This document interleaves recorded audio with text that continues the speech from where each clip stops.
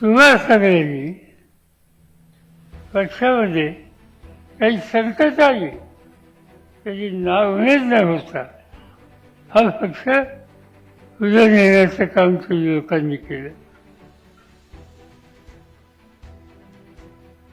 पक्षामध्ये फूस पडली,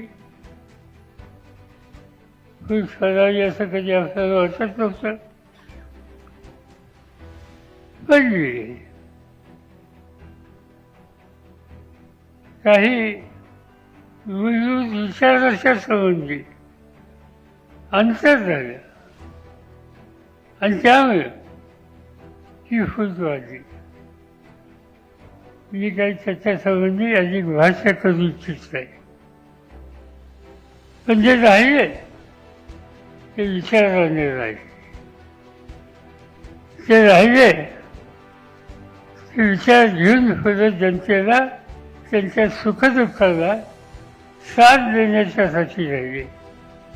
आणि मला 100% विश्वास की उद्या निवडणुका होतील त्यावेळेला चित्र बघायला मिळेल.